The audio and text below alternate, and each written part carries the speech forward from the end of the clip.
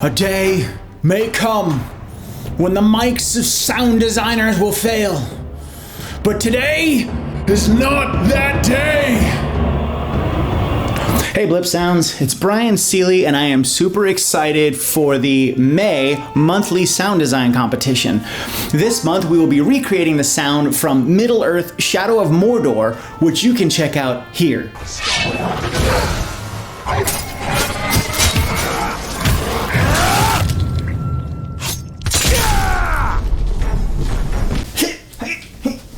Joining me this month to show their breakdowns is Ryan Stunkel and Brittany Rausch, and I'm super excited to see what they do. If you're interested in joining the competition and want to learn more about it, stay tuned at the end of this video where I will give a breakdown of all the rules and guidelines. Now, without further ado, let's check out the breakdowns. Welcome to my breakdown for Middle-earth Shadow of Mordor. If you're unfamiliar with the game, you play as a ranger who, through a blood sacrifice, is joined with a Wraith, who is a former elf lord named Celebrimbor. So because of this, you gain not only your ranger abilities, but also your Wraith ability. You also gain Wraith abilities. And that's this attack that's featured here. And let's go ahead and check it out.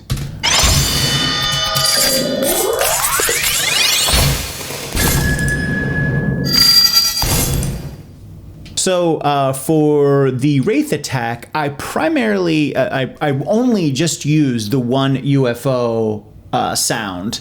For the smack attack, or when you hit the orc,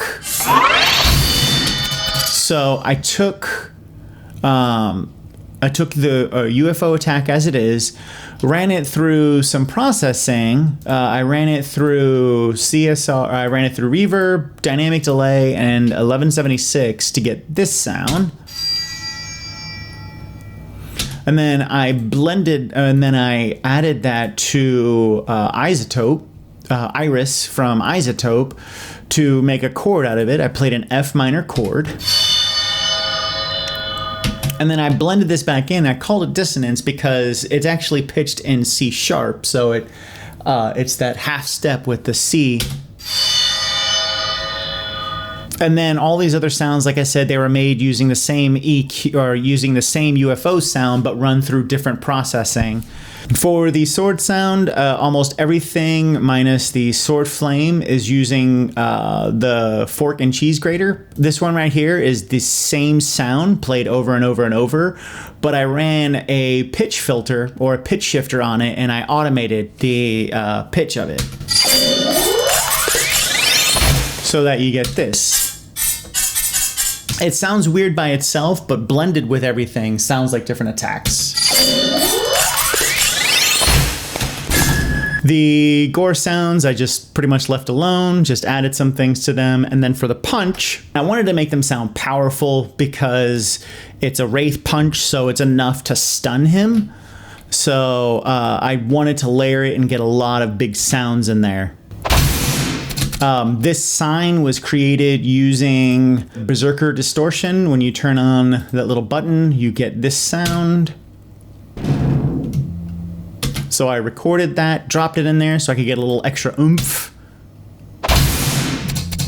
That's the overall gist of making the sound. Like I said, I did a lot of processing on the sounds on the front end, so there's not a whole lot of processing on this end of it. If you want to see more about my process, let me know on the Discord channel and I'll be more than happy to make a longer breakdown video. I hope you enjoyed this breakdown. I hope it was very helpful for you, and I can't wait to see what you all do for the competition itself.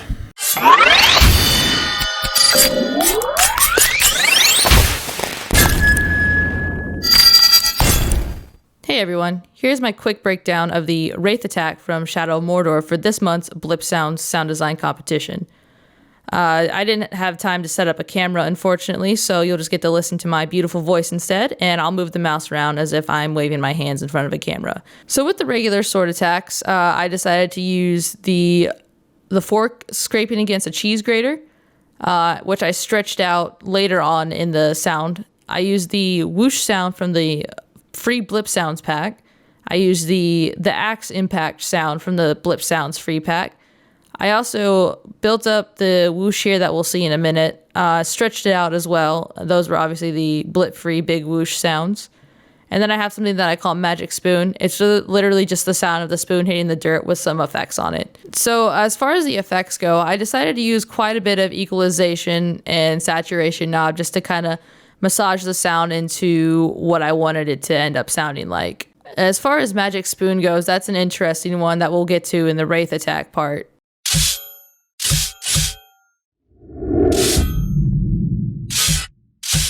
Now for the Wraith sword attack, you can see here that I have a ring modulator, saturation knob again, a flanger, little bit of reverb, some delay, ring modulation, and then equalization on top of it. There's no rhyme or reason why I use these effects in particular. That's just what I wanted to use and to make it sound the way it did. There's nothing too special with the punch sounds except for the very beginning, where again there's that Wraith overlay on top of his initial punch to the enemy. So for this Wraith arm attack, I used the exact same effects that I used for the Wraith sword attack. And this unnamed channel right here also has the same effects, but is also the initial iteration of the Magic Spoon channel that you saw up. So now it gives a little more hit to the punch and gives a little bit of a sound to let you know this isn't just a regular punch, it's more of a magic punch. So for the wound sound, I decided to layer the spoon hitting the dirt on top of the watermelon sound. And instead of just simply layering them on top of each other, I decided to take one of the samples, put it into Reaper's stock sampler, and decided to record the MIDI output of it. But I just kind of slammed my MIDI keyboard just to give it a little bit of volume and a little bit of variety instead of just the one simple sound. And I obviously did that both for the dirt and the watermelon sound. Now for this channel, Stretch Watermelon, what I did is I took one of the watermelon sounds and, as the name implies, I stretched it out over time. The only difference here is that I went to item settings and turned off preserve pitch when changing play rate, which gave it a lower rumbly sound.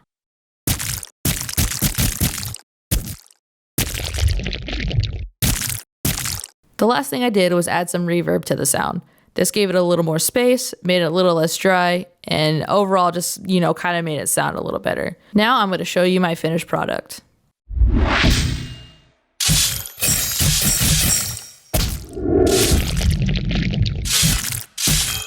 I don't think I've ever had as much trouble with a sound effect for one of these competitions.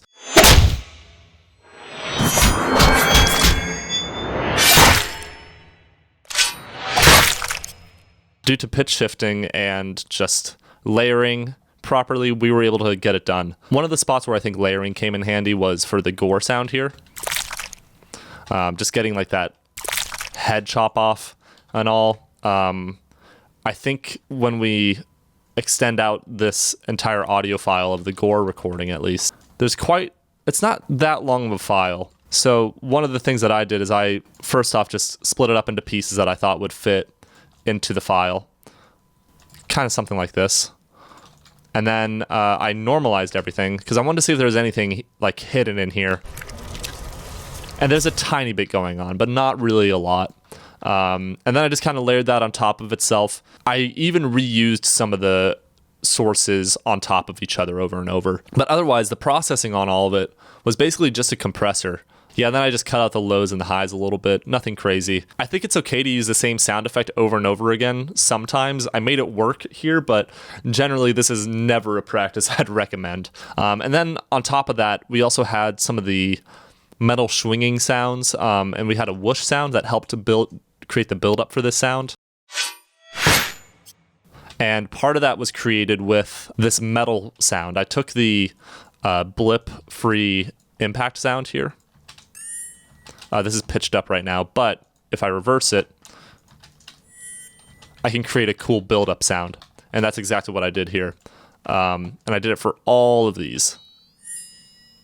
They're very subtle. Most of them are just to give some sound texture for the rest of it, just to create some higher end. I would have been screwed here if I didn't have this punch sound here. That impact sound made such a huge difference. If I take it out, it sounds terrible. This kind of like ghostly effect. I decided to do a pitch shifter on the cheese grater sound. Actually, I didn't even pitch shift it. I just double clicked it hit the preserve pitch button off, and then I stretched out and we can change the pitch accordingly. Pitch shifting metal sounds is always awesome for some reason. And then on top of that, I added a repitch here, took the sense pitch shifter, and I automated it upwards, as you can see. Almost every single sound, I think, because it was a sword, having some sort of metal sound play along with it was really important. And I thank Brian for allowing us to use enough source recordings with metal in it, because I think this sound would have been really bland without the metal. So if I have one word of advice, it is to add a metal sound for almost every single time the sword moves, or for every single movement, or this fast moving section. I added a floaty delay, and it kind of gives like a sort of ethereal feel to it. You can feel it kind of loses it once I remove it, but once I add it. And then the last part of the sound is just this initial punch. I decided to add some more of the metal sound. We have a couple different layers here. And I felt that was pretty appropriate to emphasize his blue, like, ghostly arm. Again, I'm not sure what it is, but I took it as ghostly, and I decided to run with that direction. But anyways, I hope this was helpful for you all, and if I'm the last one in this video, thanks for watching. I'll catch you in the next video. Otherwise, on to the next sound designer. Thanks so much for joining, everybody. So for the competition itself, if you want to participate this month, head on over to blipsounds.com/competition, where you can download the video as well as the sound pack that we are providing. For this month, you can only use these sounds. You can't use any other sounds, and you also cannot use any synths.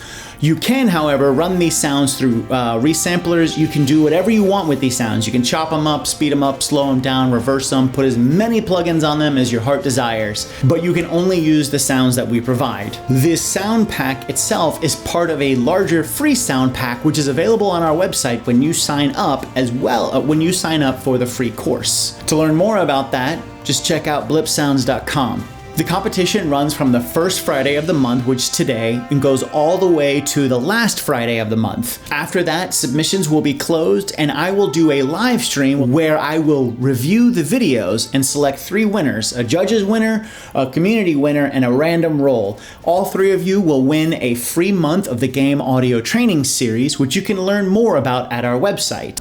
To submit your entry, upload your video to either upload your video to Twitter or to YouTube, and provide a link on Twitter with the hashtag BlipsoundsComp. If you are not already a member of our Discord page, please come and join us. We have over 1,000 members. That's where we will be talking a lot about this competition, where others will be uploading their videos to get feedback on them. And it's just a wonderful community. We have professionals and veterans of the industry, as well as newcomers and enthusiasts, and those who are just passionate about sound design and music. If you have any questions at all about this competition, head on over to our Discord page and ask away, and I will be more than happy to answer them. I hope you all have fun this month. I hope you all are safe, and I can't wait to see what you all create. Peace out.